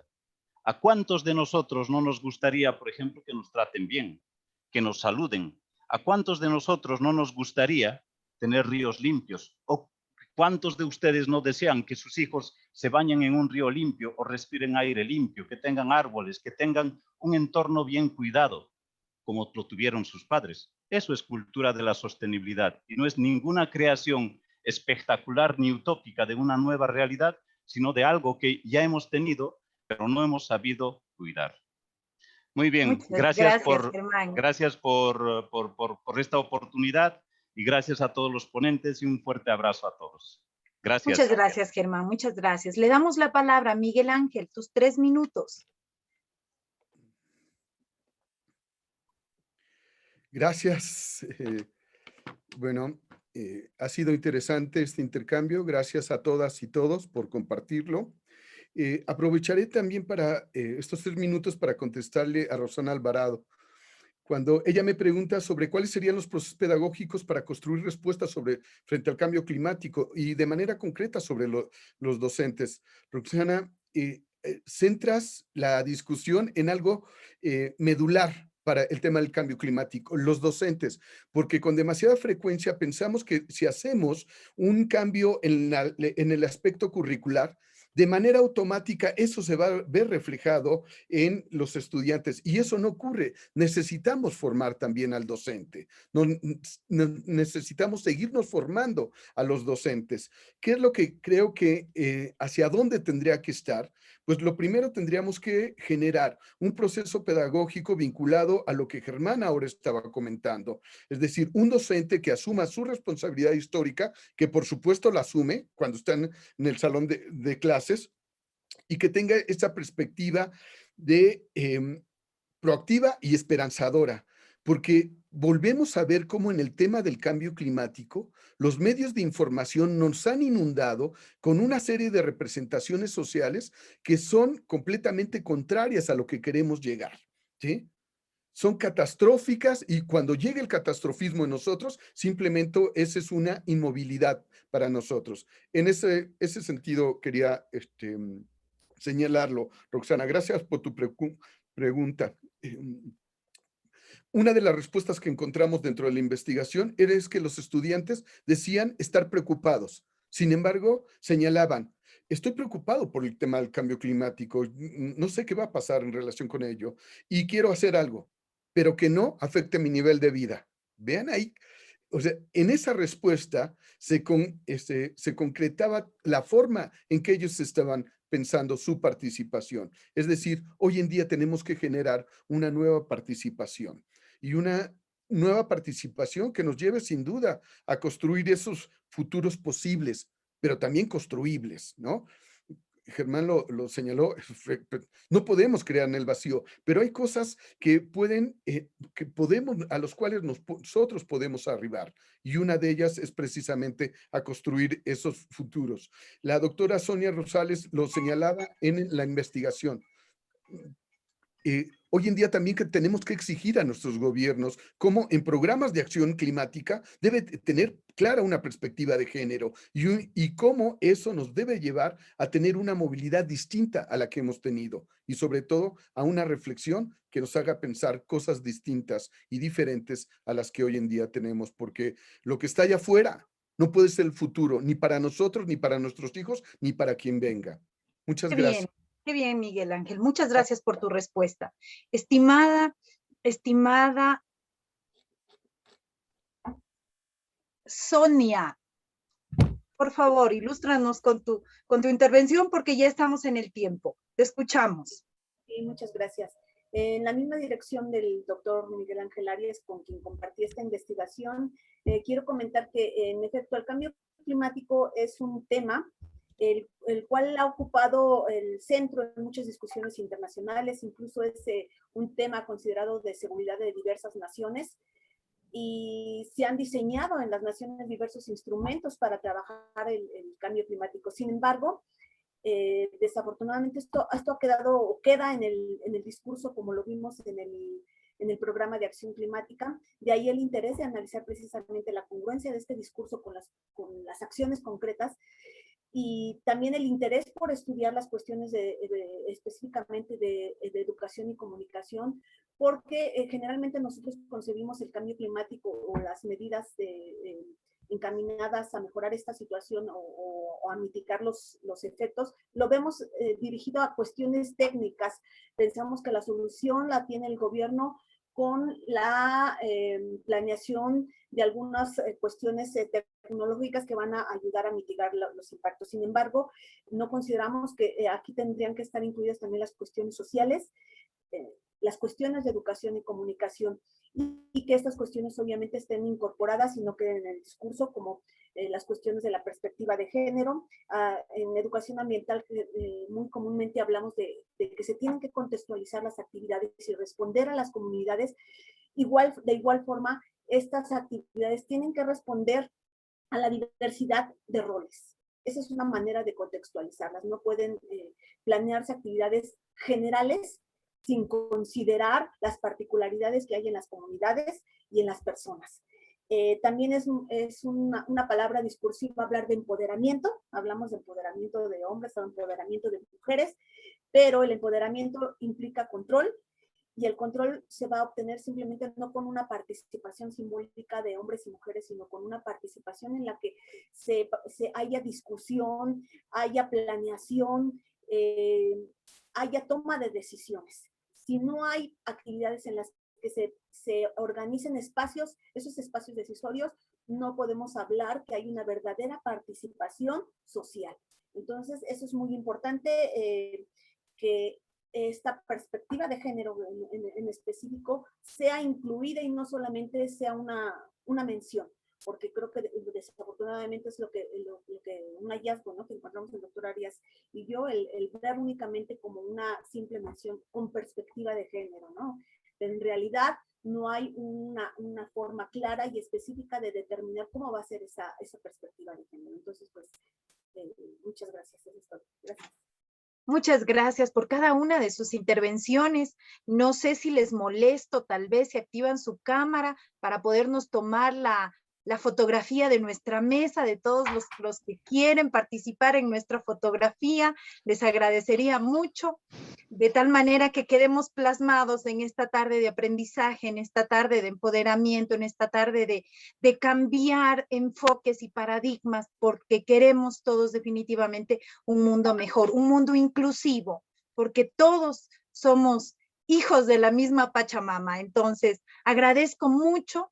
En este momento les voy a pedir que sonrían para tomarnos una fotito ahí todos, una captura ahí todos sonreídos. Agradezco por su participación, por su colaboración, su entusiasmo de estar aquí.